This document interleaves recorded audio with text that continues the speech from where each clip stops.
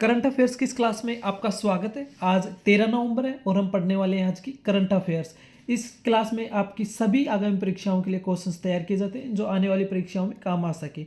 आज का पहला प्रश्न है, हाल ही में किस देश के राष्ट्रपति इमैनुअल मैक्रों ने इजराइल को चेतावनी देते हुए वेस्ट बैंक पर कब्जे को रेड लाइन बताया है? विकल्प है जर्मनी, फ्रांस, अमेरिका और ब्रिटेन। इसका सही जवाब विकल्प बी है यहाँ पे फ्रांस। फ्रांस के द्वारा या फ्रांस के राष्ट्रपति इमैनुअल मैक्रोन ने कहा है कि इजराइल जो गाजा पर इजराइल के द्वारा वेस्ट बैंक पर कब्जे को इन्होंने रेड लाइन बताया है। इजराइल के प्रधानमंत्री, नेक्स्ट क्वेश्चन है, हाल ही में भारत ने किस देश के साथ पनडुब्बी खोज और बचाव सहयोग के समझौते पर हस्ताक्षर किए हैं? विकल्प है इंडोनेशिया, वियतनाम, फिलीपींस और थाईलैंड। इसका जवाब विकल्प बी है वियतनाम। वियतनाम के साथ पनडुब्बी खोज और बचाव सहयोग के समझौते पर भारत और वियतनाम के द्वारा हस्ताक्षर किए गए हैं। नेक्स्ट है, हाल ही में भारत ने किस देश के साथ व्यापार और समुद्री क्षेत्र को मजबूत करने के लिए समझौता ज्ञापन पर हस्ताक्षर किए हैं? विकल्प है नाइजीरिया, अंगोला, केन्या और घाना।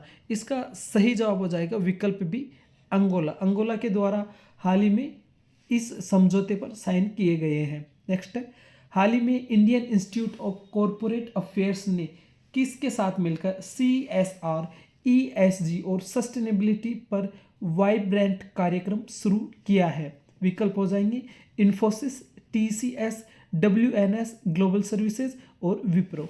इसका सही जवाब विकल्प सी है WNS ग्लोबल सर्विसेज के द्वारा यहाँ पर इस कार्यक्रम को शुरू किया गया है।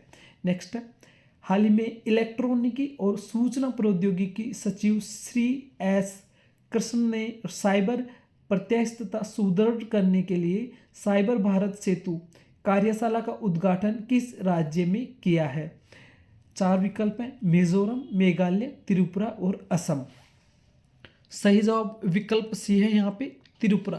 त्रिपुरा में इस कार्यशाला का आयोजन किया गया है। नेक्स्ट, हाल ही में भारत की सबसे बड़ी और पहली 3 मेगावाट घंटे क्षमता वाली वेंडियम रेडॉक्स फ्लो बैटरी प्रणाली का उद्घाटन किसने किया है?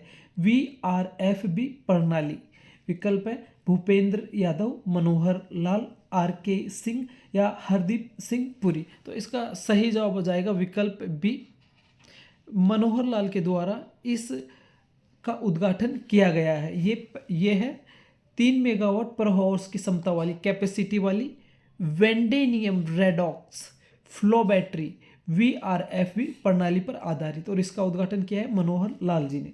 नेक्स्ट क्वेश्चन हो जाएगा, हाल ही में UIDAI ने बच्चों के लिए आधार बायोमेट्रिक अपडेट को बढ़ावा देने के लिए किसके साथ समझौता किया है? विकल्प है NITI Aayog, behavioural insights limited, Infosys foundation, Tata consultancy services. तो इसका सही जवाब विकल्प बी है यहाँ पे बिहेवियरल इनसाइट्स लिमिटेड। इसके द्वारा यहाँ पे ये समझौता किया गया है। UIDAI यह आधार को रेगुलेट करने वाली अथॉरिटी है और इसने ही बच्चों की जो बायोमेट्रिक्स है उनको अपडेट करने के लिए बिहेवियरल इनसाइट्स लिमिटेड के साथ में यहाँ पर समझौता किया है। नेक्स्ट क्वेश्चन है, हाल ही में किसी organisation international dash construction D automobiles का अध्यक्ष चुना गया है? शैलेंद्र चंद्रा, राजेश गोयल, सुनील शर्मा, विजय नायर। इसका सही जवाब विकल्प ए हो जाएगा शैलेश चंद्रा के दो को यहाँ पे अध्यक्ष बनाया गया है। नेक्स्ट, हाल ही में जारी 2025 के ग्लोबल क्लाइमेट रिस्क इंडेक्स में भारत की लंबी अवधि के जोखिम में कौन सी रैंक रही है? विकल्प है यहाँ पे 5वीं, 7वीं, 8वीं और 9वीं। सही जवाब हो जाएगा 9वीं। यहाँ पे इनकी 9वीं रैंक रही है।